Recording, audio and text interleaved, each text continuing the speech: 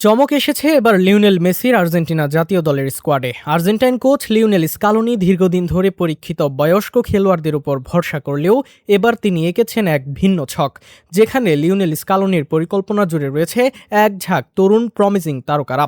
চলুন আজ গভীরে গিয়ে দেখা যাক আর্জেন্টাইন জাতীয় দলের ভবিষ্যতের কাণ্ডারি হতে পারেন এমন নতুন কিছু মুখের আসল গল্পটা কি। চোটে জর্জরিত প্রায় লিওনেল মেসির আর্জেন্টিনা, দলে নেই Lautaro Martinez, Dybala, Lo Celso, Foyth, Lisandro Martinez, Buendia ও মাথিয়াস সৌলের মতো তারকা খেলোয়াড়রা। চোটজনিত কারণ ব্যতীত ফর্মহীনতার জন্যও আলভিসিলেস্তা কোচ লিওনেল স্কালোনি আস্থা হারিয়েছেন বেশ কয়েকজনের উপর থেকে।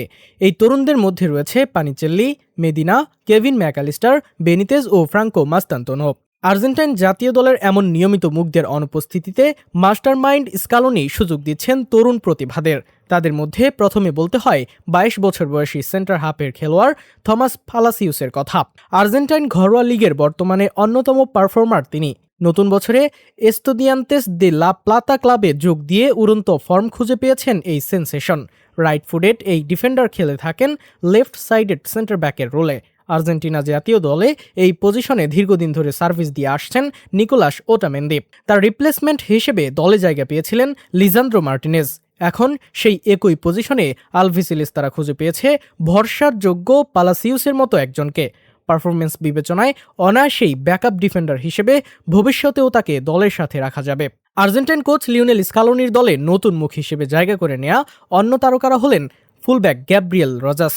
একই ধাঁচের left back, left wing back ও লেফট মিডফিল্ডার রোলে খেলতে পারা এই তারকা আর্জেন্টিনার ঐতিহাসিক রেসিং ক্লাবের হয়ে নিয়মিত মাঠ মাতাচ্ছেন। আর্জেন্টাইন ঘরোয়া লিগে তার ক্লাবের হয়ে সাম্প্রতিক পারফরমেন্স বেশ নজরকাড়া ছিল, যা এড়িয়ে যেতে পারেনি কোচ লিওনেল স্কালোনির চোখও। তাই তো বয়স ২৮-এর কোটায় ঠেকলেও প্রথমবারের মতো ডাক পেয়েছেন জাতীয় দলের শিবিরে।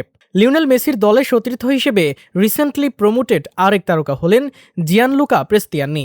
নাম শুনেই নিশ্চিত চিনে ফেলার কথা, কারণ এই প্রেস্তিয়ানি হচ্ছেন যে কিনা ভিনিসিয়াসের সাথে বিতর্ক সৃষ্টিকারী কর্মকাণ্ডের জন্য আলোচনায় এসেছিলেন। যদিও লিওনেল স্কালোনির দলে সাম্প্রতিক পেছনের সময়টাও তাকে কল আপ করা হয়েছিল, তখনও তার নিয়মিত পারফরমেন্স শাইনিংয়ের জন্যই তাকে আবারও দলে ডেকেছেন স্কালোনি। আর্জেন্টিনার রাইট উইং পজিশনটায় রয়েছে তারকার ছড়াছড়ি, সেখানটায় ফাইট করে নিজের জায়গা ছিনিয়ে নিতে প্রেস্তিয়ানির সামনে সুযোগের হাতছানি। আর্জেন্টিনা জাতীয় দলে সদ্য নিয়মিত সুযোগ পাওয়া তরুণ স্ট্রাইকার জোসে লোপেজও রয়েছেন এই তালিকায়।